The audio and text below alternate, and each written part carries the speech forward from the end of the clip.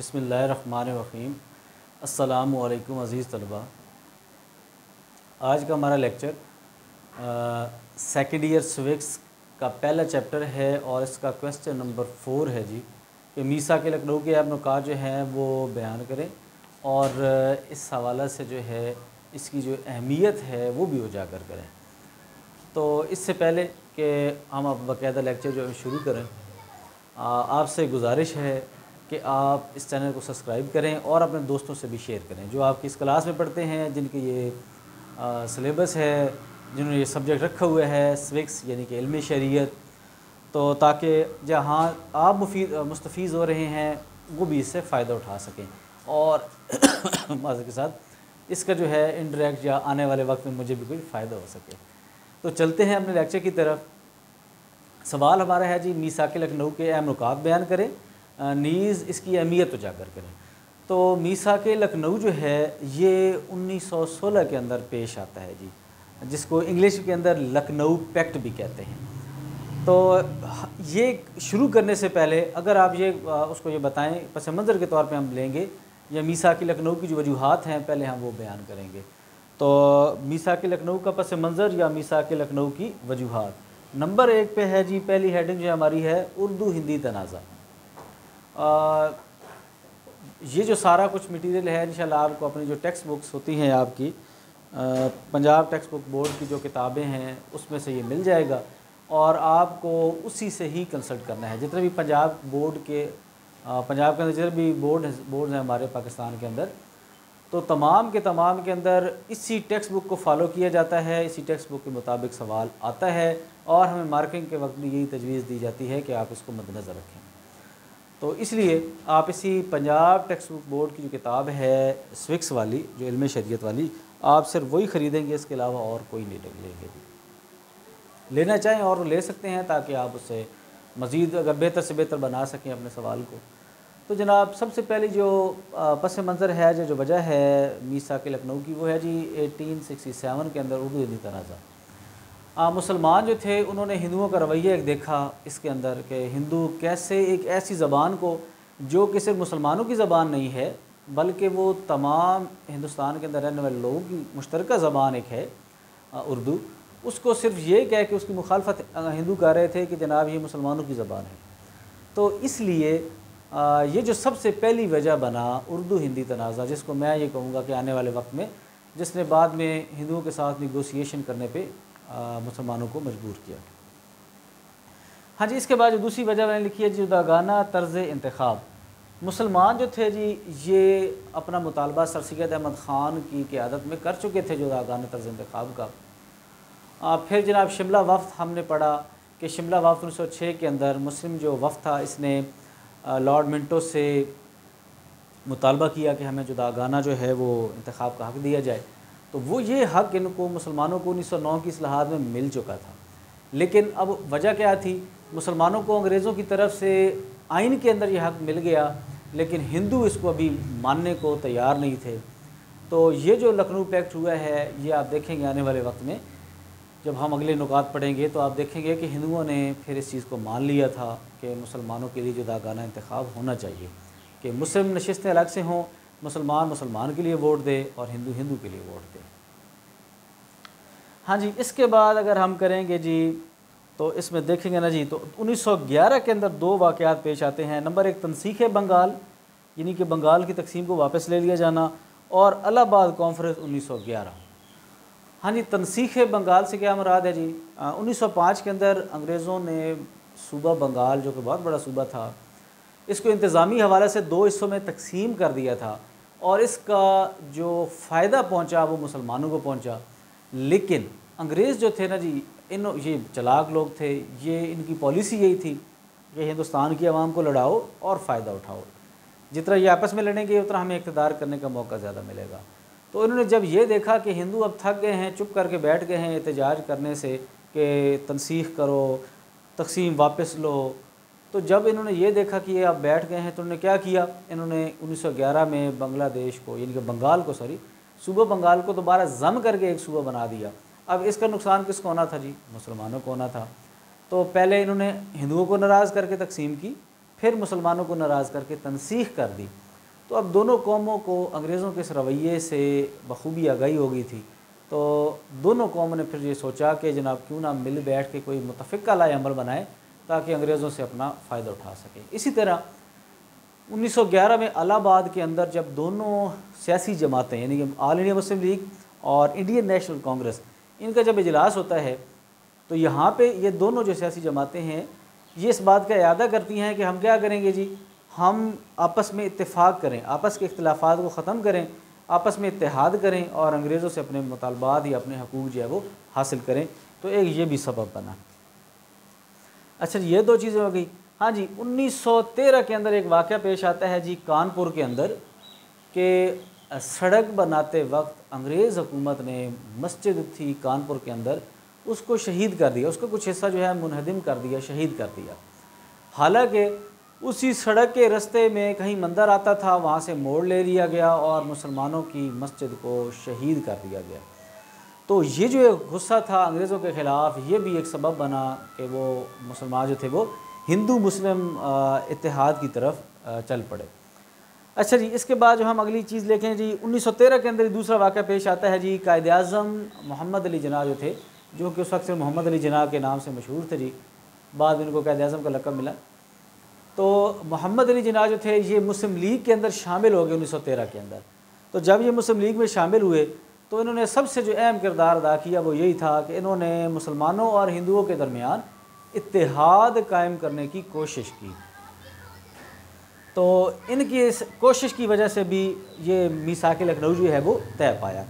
हाँ जी, इसके बाद हम देखेंगे जी मुस्लिम अखबारात का किरदार। जो मुस्लिम अखबारात थे इस दौर के अंदर उन्होंने भी मीसाक लखनऊ के अंदर अहम किरदार अदा किया। ये मुस्लिम अखबारात कौन से थे जी? मोहम्मद अली जिन्ना के अखबारात थे जी कामरेड और हमदर्द। मौलाना अबुल कलाम आज़ाद के जो अखबार था जी अल अहलाल, और मौलाना ज़फ़र अली ख़ान का अखबार था जी ज़िम्मेदार। इन अखबारात ने मुस्लिम जो हिंदू मुस्लिम इत्तेहाद की तरफ जो पेशकदमी थी दोनों अक़वाम की, इसको यकीनी बनाने में अहम किरदार अदा किया।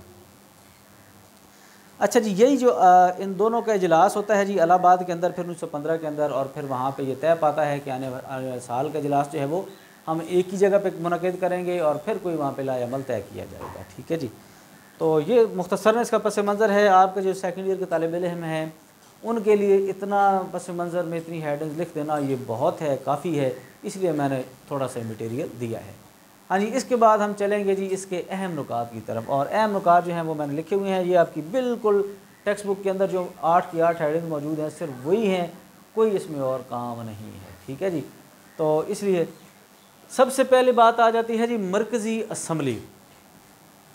तो जो मरकज़ी असम्बली थी उसके अंदर दोनों कौमों ने ये मिल के तय किया कि मरकज़ी असम्बली जो है उसके अंदर क्या होगा जी, उसके अंदर जो टोटल उसके अरकान होंगे, कुल अरकान उनकी तादाद होगी 150 होगी जी।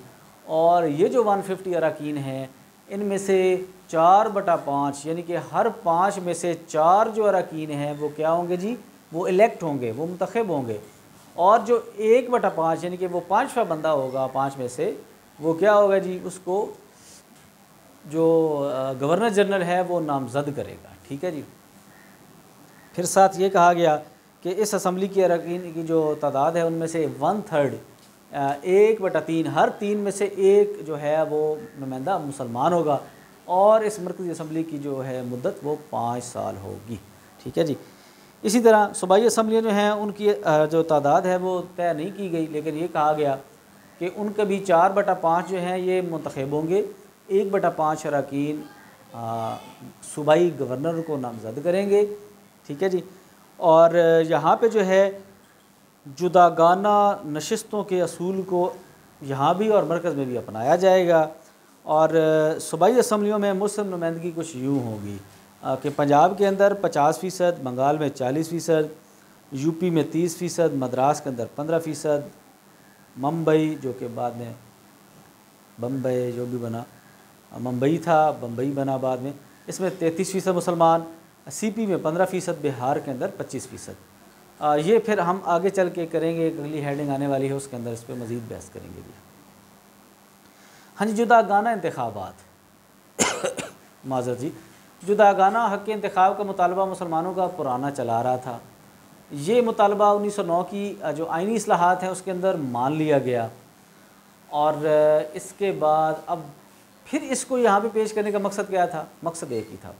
वो मकसद ये था कि अभी तक हिंदुओं ने, हिंदुस्तान के हिंदुओं ने इस जुदागाना हक़ इंतखाब के मुतालबे को कबूल नहीं किया था, लिहाजा इसका वहाँ पे पेश किया जाना मीसाक लखनऊ में बड़ा अहम था कि यहाँ पे इसके अंदर जो है इस लेवल पे आकर क्या हुआ जी, इस मीसाक लखनऊ के अंदर हिंदुओं ने मुसलमानों के इस हक़ को तस्लीम कर लिया।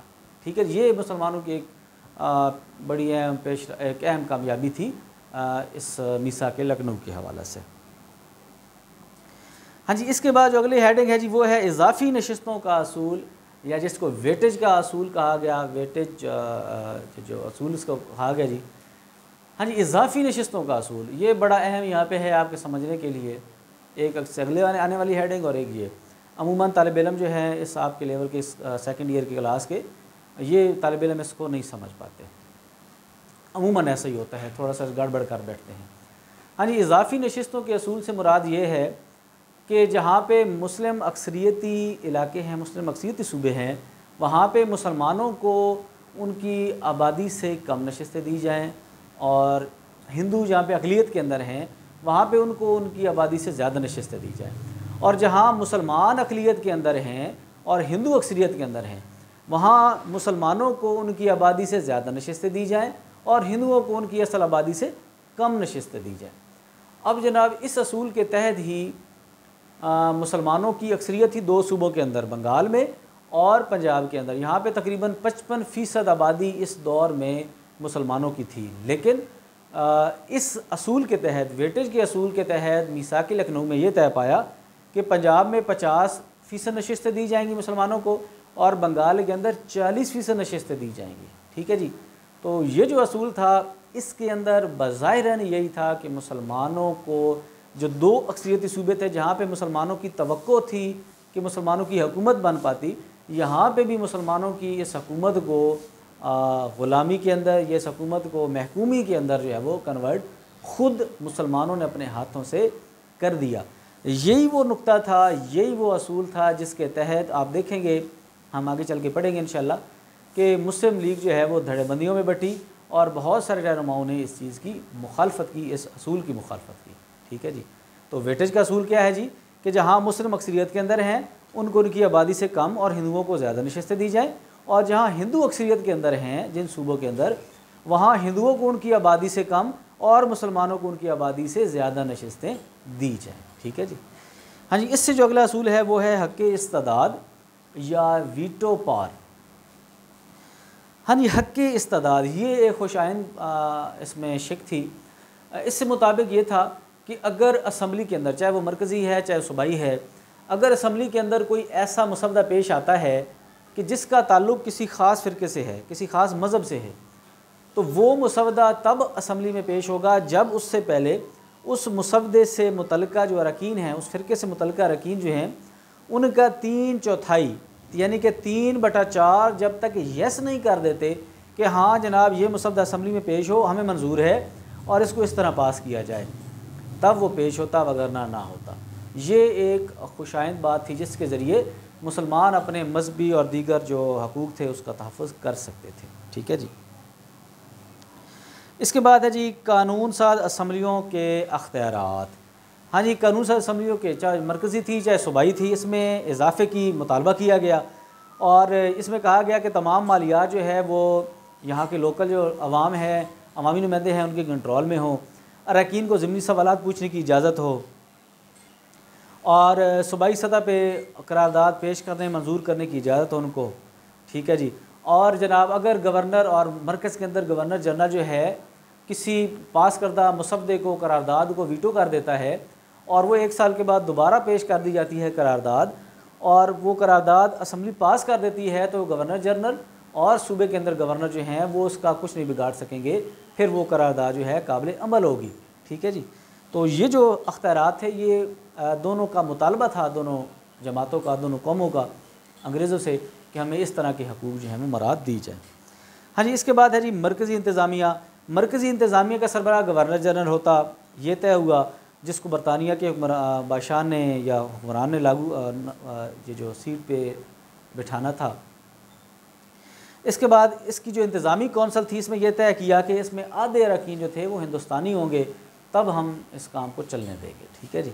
इसी तरह सूबाई इंतज़ामिया जो है, सूबाई इंतज़ामिया का सरबराह गवर्नर जनरल, और जो सूबाई इंतज़ामी कौंसल होगी इसके अंदर भी ये तय हुआ कि आधे अरकान जो होंगे इस कौंसल के वो हिंदुस्तानी शहरी होंगे, ना कि दीगर होंगे। और इसकी मियाद जो है वो 5 साल मुकर्रर की गई। ठीक है जी। अच्छा जी, इसके बाद जनाब हमने देखेंगे इस हवाला से इसके जो असरात हैं या इसकी जो अहमियत है वो हम देखेंगे जी। नंबर 1 पे है जी इंतहा पसंद हिंदू की आदत।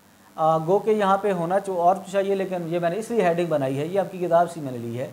ये मैंने हेडिंग इसलिए बनाई है ताकि आपको ये पता चले कि मीसाक लखनऊ करते वक्त भी हिंदुओं के अंदर ऐसे रहनुमा मौजूद थे जिन्होंने मीसाक लखनऊ की मुखालफत की, और जो मोतदिल किस्म के और अमन पसंद किस्म के हिंदू रहनुमा थे सियासी, उन्होंने मीसाक लखनऊ की हमायत की, इसलिए ये जो है वो पास हो गया।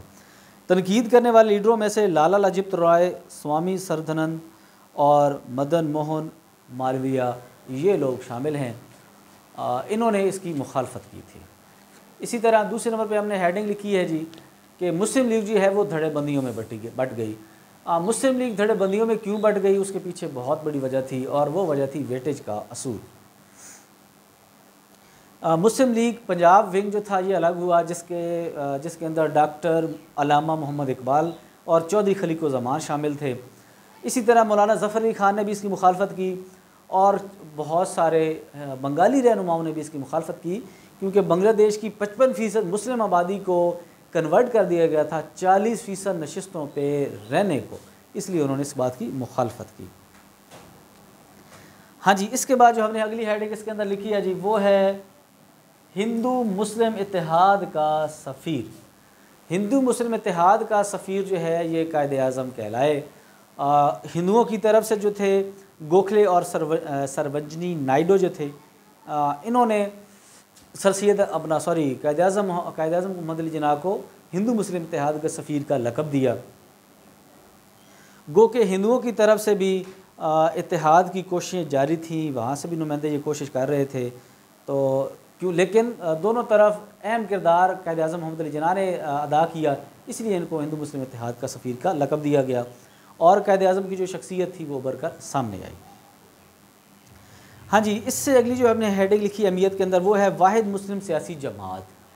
हाँ जी, ये जो दावा था ऑल इंडिया नेशनल कांग्रेस का कि ऑल इंडिया नेशनल कांग्रेस जो है वो वाहिद नुमाइंदा जमात है हिंदुस्तान की आवाम की, ये उसका दावा धरे का धरा रह गया, और ये बात साबित हो गई कि ऑल इंडिया मुस्लिम लीग मुसलमानों की वाहिद सियासी जमात है। ठीक है जी, ये बहुत बड़ी कामयाबी थी मुसलमानों की। नंबर इससे अगले जो हेडिंग जो हमने लिखी है वो है जी जुदागाना तर्ज़ इंतखाब। वो मुतालबा मुसलमानों का, वो कदीम मुतालबा जो कि सर सैयद अहमद ख़ान भी कर चुके थे, इस मुतालबे को 1909 की इस्लाहात में मान लिया गया। हिंदुओं ने भी इसको कबूल नहीं किया था, और इस मीसाक लखनऊ के तय होने के बाद ऑल इंडिया नेशनल कांग्रेस के हिंदू रहनुमाओं ने मुसलमानों के जुदा गाना तर्ज़ इंतखाब को कबूल कर लिया, जिसके तहत मरकज़ी, सूबाई और लोकल इलेक्शन जो है लोकल गवर्नमेंट के, उसके अंदर मुसलमानों की अलग नशिस्तें मखसूस होनी थी, और मुसलमान जो थे वो सिर्फ मुसलमान नुमाइंदों को ही वोट देते, और हिंदू सिर्फ हिंदू नुमाइंदों को वोट देते। ठीक है जी, बहुत बड़ी कामयाबी ये थी। इसके बाद जो अगली हेडिंग है वो है जी मुस्लिम लीग एक अजीम सियासी क़ुव्वत। एक अजीम सियासी क़ुव्वत के तौर पर मुस्लिम लीग जो है वो परवान चढ़ी। गो के मुस्लिम लीग के क़याम को अभी बमुश्किल 10 साल मुकम्मल हुए थे, लेकिन मुस्लिम लीग ने एक बहुत अहम जो है वो मुआहदा जो है वो दस्तखत किया हिंदुओं के साथ मिलके, जिसको मीसाक लखनऊ या लखनऊ पैक्ट कहते हैं जी। तो यहाँ पे हम इसको ख़त्म करेंगे, इख्तिताम करेंगे जी अपने सवाल का। तो जो तालिब इल्म जिन नाज़रीन और सामीन ने अभी तक सब्सक्राइब नहीं किया चैनल, गुजारिश है उनसे कि वो सब्सक्राइब करें, ताकि मैं भी मुस्तफ़ीद हो सकूँ और आप भी इससे फ़ायदा उठाते रहें और आपको वीडियोस पहुंचती रहें। अगर आप बेल आइकॉन भी दबा देंगे तो अगले लेक्चर तक के लिए आपसे इजाज़त चाहूँगा। इंशाअल्लाह आपसे बहुत जल्द मुलाकात होगी। एक लेक्चर उम्मीद है ईद से पहले मैं और अपलोड कर दूँगा, फिर इंशाअल्लाह ईद के बाद मुलाकात होगी आपसे। तब तक के लिए आपसे इजाज़त। अस्सलामु अलैकुम।